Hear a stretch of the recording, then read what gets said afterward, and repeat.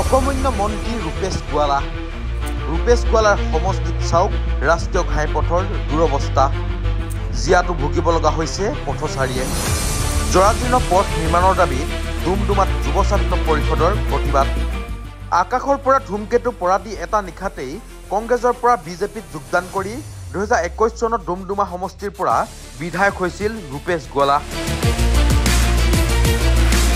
বিধায়ক হোৱাৰ পাছতেই মন্ত্ৰিত্ব লাভ কৰিলে ৰাইজৰ সমস্যাক গুৰুত্ব নিদিয়া মন্ত্ৰী ৰূপেশ গোৱালাই। বিধায়ক হৈ মন্ত্ৰিত্ব লাভ কৰিলে ঠিকেই, কিন্তু ৰাইজৰহে কোনো ধৰণৰ উপকাৰ হোৱা নাই। প্ৰমাণ ডুমডুমা নগৰৰ মাজেৰে ঢলা কাকপথাৰ দিশলৈ যোৱা এই পথটোৰ দুৰৱস্থা। ৰাইজে ভুগি থকা এই সমস্যাটোৰ সমাধানৰ বাবে AJYCPে ডুমডুমাত আজি প্ৰতিবাদ সাব্যস্ত কৰে।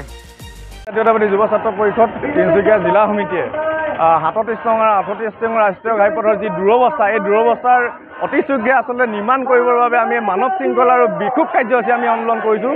আৰু এই বিক্ষোভ কাৰ্যসূচীৰ জৰিয়তে আমি ক'ব বিচাৰিছোঁ আচলতে উন্নয়নৰ যি ঢাক ঢোল বুজাই থকা বিজেপি চৰকাৰখনে সততে মুখতে উন্নয়নৰ কথা কয়, আৰু সেই উন্নয়ন আজি কিন্তু এই তিনিচুকীয়াৰ পৰা ঢলা অভিমুখে, তিনিচুকীয়াৰ পৰা জাগুনা অভিমুখে যেতিয়া ৰাইজে যাব, তেতিয়াই কিন্তু এই উন্নয়নৰ নমুনা কিন্তু বিপৰীতমুখী ছবি এখন দেখিবলৈ পাব। তেখেতলোকে বিভিন্ন ধৰণৰ হিতাধিকাৰী সৃষ্টি কৰাৰ সমান্তৰালভাৱে এই ৰাস্তা পদূলিসমূহৰ ওপৰত যে তেখেতলোকে কোনো ধৰণৰ কাণ সাৰ নাই, এই কথা জল পটকৈ প্ৰমাণ হৈছে। আৰু তেখেতলোকৰ যি পথ পৰিবহণ মন্ত্ৰী সম্পূৰ্ণৰূপে এই ক্ষেত্ৰত বিফল হৈছে। আৰু এই ক্ষেত্ৰত মুখ্যমন্ত্ৰী যেতিয়া আজি 8 মাহৰ আগত আহিছিল ঢলা শদিয়ালৈ আহোঁতে তেতিয়া কৈছিল যে 22 কোটি টকা এই পথটোৰ মেৰামতিৰ কাৰণে আচলতে তেখেতলোকে ঘোষণা কৰিছে। কেৱল ঘোষণা হৈ থাকি গ'ল। ক'ত আমিতো কোনো ধৰণৰ কাণ সাৰ নেদেখিলোঁ। আমি অসম জাতীয়তাবাদী যুৱ ছাত্ৰ পৰিষদে যেতিয়া ডুমডুমা চালিকা সমিতি আন্দোলন কৰিছিলোঁ, এইখিনি ক্ষেত্ৰত আমি শ্ৰমদান কাৰ্যসূচী লৈছিলোঁ।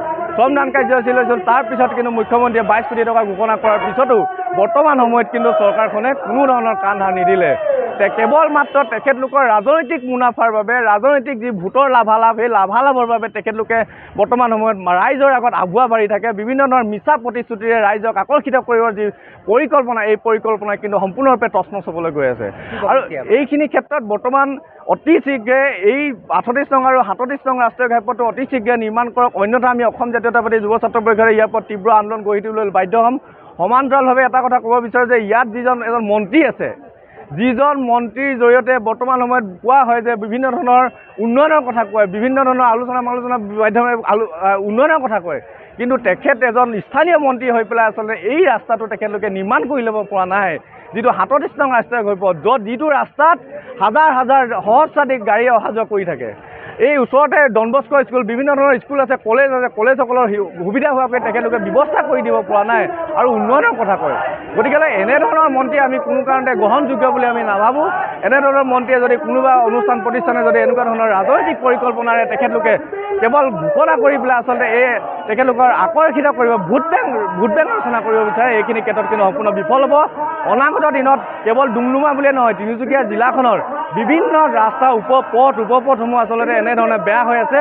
এই উপপথসমূহ অতি শীঘ্ৰে তেখেতলোকে মেৰামতি কৰক আৰু ৰাইজৰ সুবিধা হোৱাকৈ এই ৰাস্তাসমূহ মুকলি দিবলৈ আমি আহ্বান জনালোঁ। প্ৰতিকূল বতৰকো নেওচি শতাধিক প্ৰতিবাদকাৰীয়ে বিজেপি চৰকাৰ, গড়কাপ্তানি বিভাগ, স্থানীয় বিধায়ক তথা মন্ত্ৰী ৰূপেশ গোৱালাৰ বিৰুদ্ধে তীব্ৰ প্ৰতিবাদ সাব্যস্ত কৰে। বহু দিন ধৰি জৰাজীৰ্ণ অৱস্থাত থকা পথছোৱা অতি শীঘ্ৰে নিৰ্মাণ তথা যাতায়াতৰ বাবে সুচল নকৰিলে আন্দোলন অব্যাহত থাকিব বুলি স্পষ্ট কৰি দিয়ে অসম জাতীয়তাবাদী যুৱ ছাত্ৰ পৰিষদৰ তিনিচুকীয়া জিলা সমিতিৰ সম্পাদক কল্যাণজ্যোতি মৰাণে। নিউজ ডেস্ক ৰিপৰ্ট, আপডেট নাও।